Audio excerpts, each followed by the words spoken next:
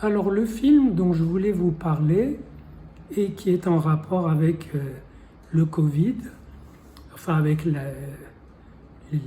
l'épidémie liée à un virus, est une fiction que j'ai vue à Cannes à la toute fin du festival. C'est un film sud-coréen qui s'appelle Emergency Declaration, déclaration d'urgence. C'est le nom qu'on donne à la déclaration que lance un avion quand il est en détresse totale et qu'il doit atterrir absolument. Et la détresse, en l'occurrence, est due au fait qu'un jeune biologiste, chercheur, est monté dans l'avion et y a pulvérisé un virus tout nouveau qu'il a tiré du labo où il travaillait et d'où il a été congédié d'une manière injuste, une sorte de vengeance. Donc un acte de bioterrorisme. Ça présage de l'avenir. Et évidemment, c'est le chaos dans l'avion parce que les gens sont atteints. Le délai létal a été raccourci par le chercheur, donc ils meurent très vite, ou ils sont gravement malades très vite. Le pilote ne peut plus piloter, l'avion est totalement chaotisé, il vole dans tous les sens. L'affolement, un passager qui a été pilote prend le relais et donc demande à atterrir. Ils sont sur la route d'Hawaï depuis Séoul. Ils demandent à atterrir à San Francisco, mais les États-Unis refusent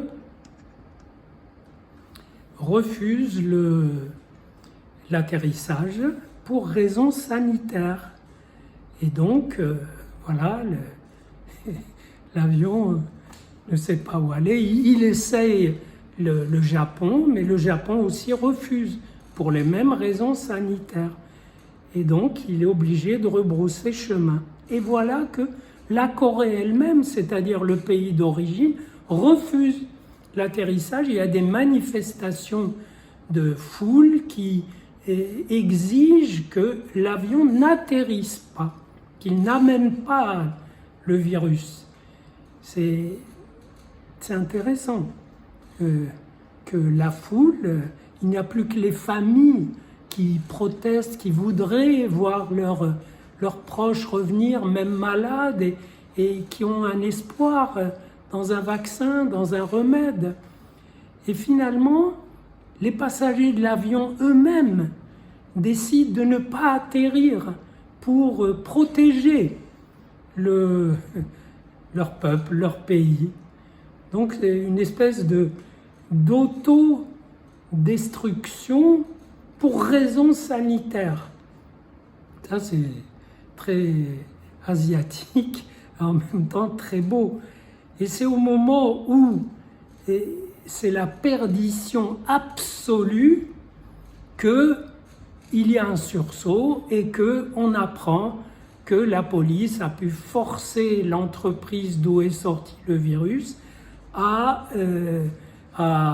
donner la formule de l'antivirus, puisque c'est un virus artificiel, comme l'est probablement le virus du Covid-19. Et donc, alors on apprend qu'il y a un remède et l'avion peut donc atterrir. Alors c'est intéressant à divers titres.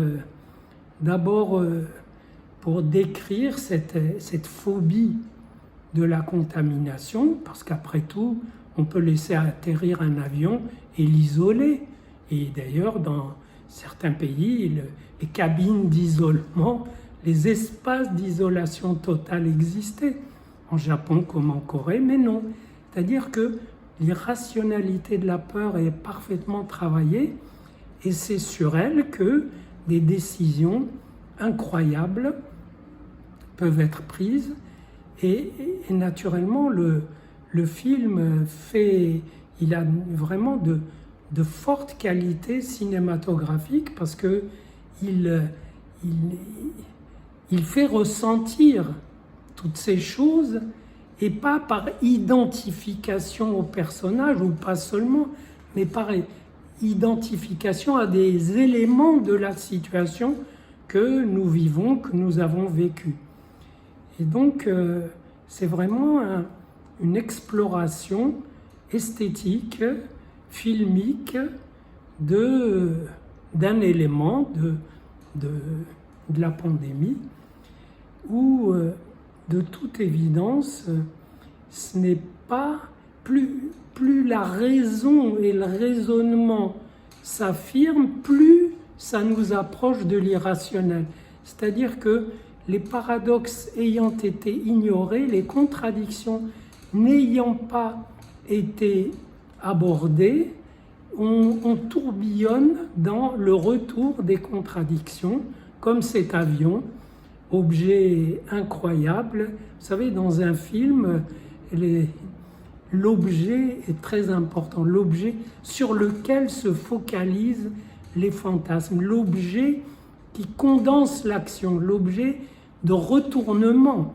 Et c'est le cas de le dire, et l'avion ne cesse de se retourner, et il y a un retournement à chaque possibilité d'arrêt, jusqu'au retournement final, où finalement le seul discours un petit peu rationnel, c'est la bonne recherche scientifique qui trouve l'antivirus, qui était d'ailleurs dans un fichier du labo.